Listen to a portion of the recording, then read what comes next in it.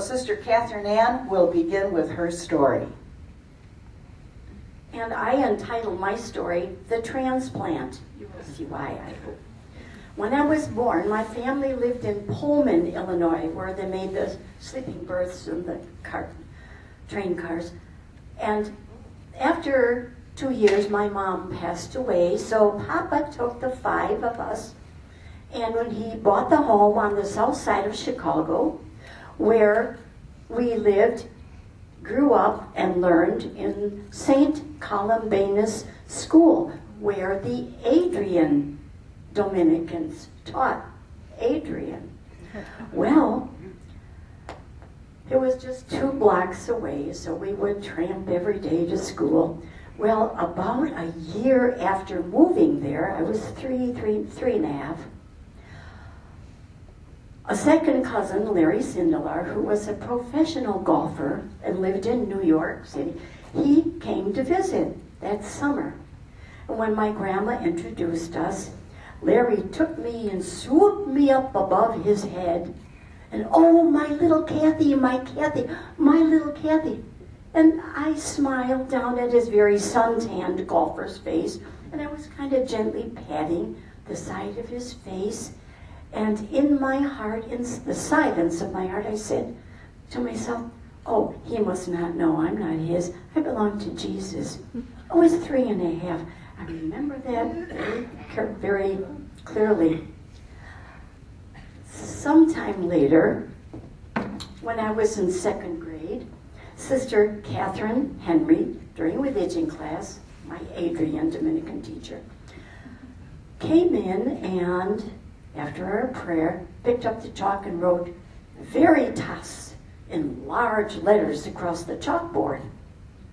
Put the chalk down on the ledge, turned around and said, now boys and girls, this is a Latin word, and it means truth. Well, I got the chills just now, because that settled in my heart, and it has yet to leave. It settled firmly. Well, after my junior year of high school, I knew it was time for me in earnest to prepare to enter religious life. Well, one day Papa was on his vacation, so there were just at this time 2 of us in the home. So I talked to him and said, Pa, my heart and my mind are made up, and please, if it's all right with you, I really do want to enter religious life. And he gave me his full blessing, probably knowing he would be alone the rest of his days. Well, in confession, I asked, Father, now I've made up, my heart and my mind, I want to be an Adrian Dominican, and what should I do? He said, oh, my dear, knock on the door and ask for your papers to fill out. There's the route. So I did that, and a very, very elderly sister whom I had never met came to the door. I told her my name and what I needed. Oh, yes, my dear. She sat me down in the kitchen, shuffled off, came back, and handed me the packet of papers to fill out. And my family and I, we had a lot of fun filling them out. However, this very elderly sister gave me the wrong mailing address.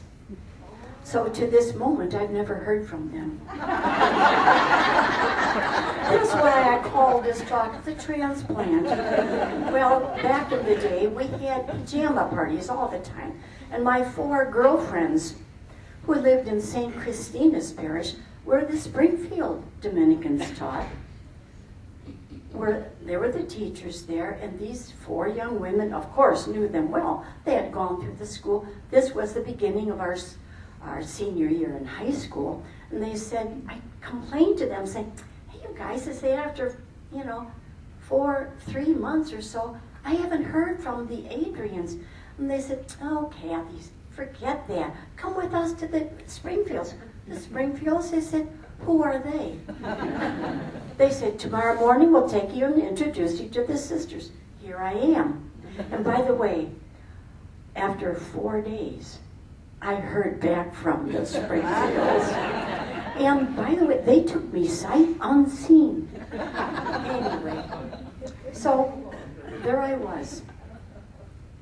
I entered with these 4 young women, and the joke of it is, even more than what you heard so far, one by one, all 4 of those young women decided, no, this is not my life. So they chose to leave one by one. Of the 5 of us who entered, I'm the only one still here. And looking back, I realized the grace that is.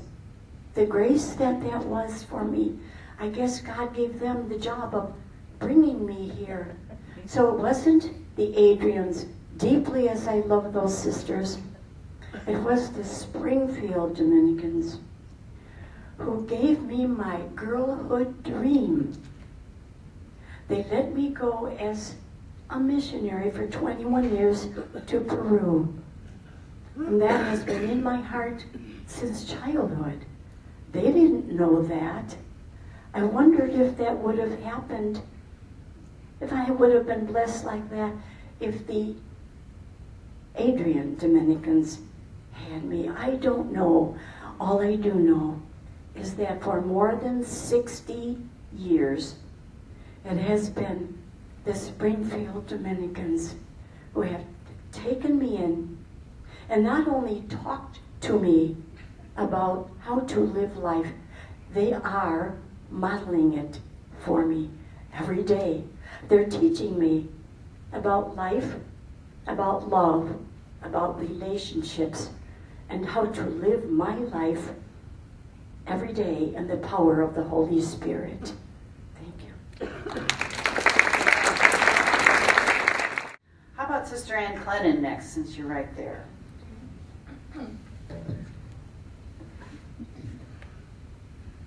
Good morning.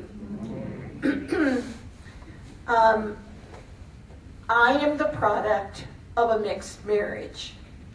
My dad was a Democrat and my mom was a Republican. And my mom was also non-Catholic, and she did convert to Catholicism, but never to the Democratic Party. I have a brother in Buffalo, New York, and a married sister in Winneconne, Wisconsin.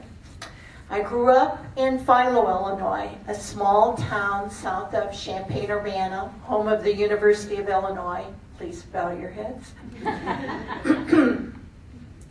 I attended a 2-room school staffed by our sisters. I was very comfortable being around them because my dad had 2 blood sisters who were also Springfield Dominicans, Auntie Ag, Sister Agatha, and Auntie Lois, Sister Mary Lois. I attended Sacred Heart Academy for high school since there was no Catholic high school in our area. I lived in Siena Hall, where you are currently staying, those 4 years. And I promised myself that I would not get sucked into a religious vocation while I lived there. This was 1961 to 65, and we were all drawn to the Kennedy call to serve humanity. With my friends, I was going to become an RN and then join the Peace Corps. We were all going to do this together. But a powerful retreat in March of my senior year convinced me that my call was not from JFK, but from God to serve God's people as a Dominican. In August 1965, I entered the novitiate, and after first vows, I began my career as a teacher. Excuse me. I was called to Springfield twice, 2 different parishes, Pana, Raleigh, California, Evergreen Park 2 times, and Sauk Village as a principal, and then Aurora, Illinois. While I was in Aurora, I was fortunate enough to be part of a new endeavor, the opening of a literacy center for immigrant women. I began as a volunteer tutor and then was hired as part of the staff. While all of the ministries I served in have been grace-filled and blessed, the Literacy Center was the dearest to my heart. Serving there for 18 years taught me what it means to be with those who live on the margins. I learned what it means to seek health care when you can't speak the language.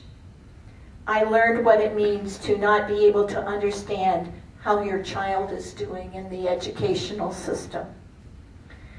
I learned what it means not to be able to take your rightful place as part of the head of the family because everyone else speaks English and you don't. And throughout these years and these stories, I received great love, respect, and beautiful lessons in cultures I knew nothing about. In 2014, I realized I needed to move closer to my dad, who was in his 90s and still living in the Champaign area. With my brother in New York and my sister diagnosed with early onset Alzheimer's, I knew Dad's care would be my responsibility.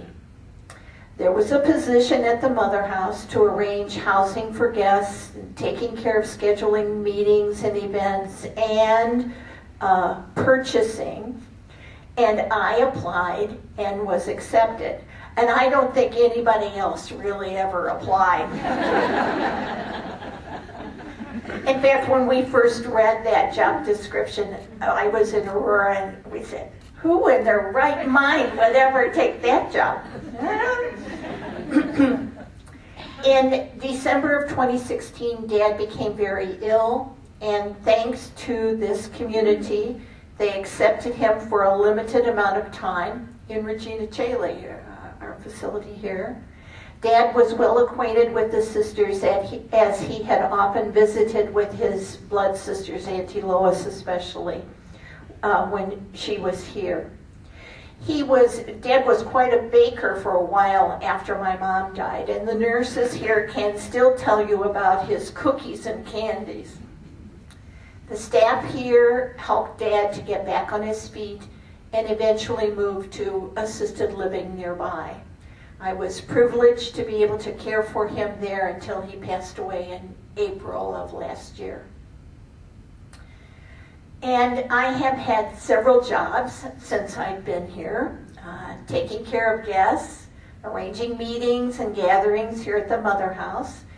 And since last August, I am a sub-prioress, an assistant to Sister Judith, who leads our local community here. And along with, I share that responsibility with Sister Kathleen Kenny. I am so grateful to have been part of the 3 visits of the St. Dominic's group. There are times that they have been here. And I just want to say to you that your dedication to your mission always inspires me. God bless you and all of those who are part of the healthcare system. Thank you.